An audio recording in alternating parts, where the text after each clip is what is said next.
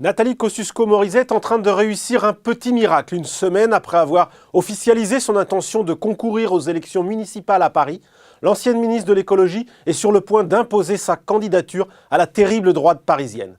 Un exploit quand on connaît les capacités de l'UMP à se diviser dans la capitale depuis plus de 10 ans.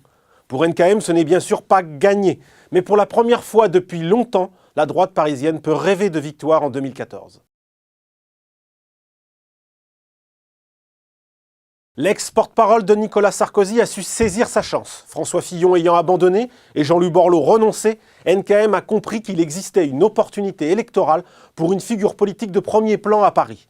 Avec un CV long comme le bras, une solide expérience politique nationale et locale, la députée de l'Essonne n'a pas raté son arrivée dans la capitale.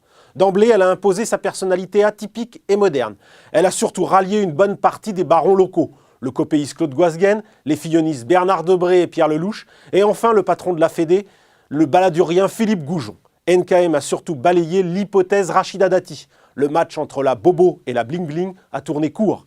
La maire du 7e, qui se prépare de longue date, est restée scotchée sur la ligne de départ, presque abandonnée par tous ceux sur qui elle pouvait compter, à commencer par Jean-François Copé, tenu par un devoir de neutralité.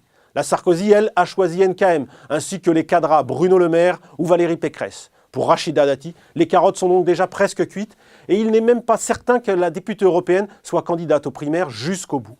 Surtout si elle obtient qu'on lui sécurise ses fauteuils de maire du 7e et de députée européenne. Le vrai combat pour NKM, ce sera celui face à Anne Hidalgo, dauphine désignée par Bertrand Delanoë. Pour l'instant, la première adjointe dispose d'une avance confortable dans les sondages, environ 10 points. Sur le papier, le match paraît donc compliqué pour la droite qui a perdu toutes les élections depuis 2001.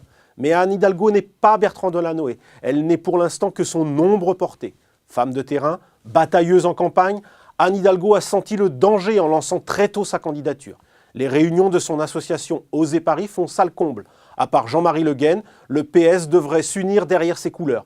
Elle aura toutefois plus de difficultés avec les écologistes. Anne Hidalgo entretient de mauvaises relations avec Cécile Duflot qui n'exclut rien, pas même de se lancer dans la course dans la capitale.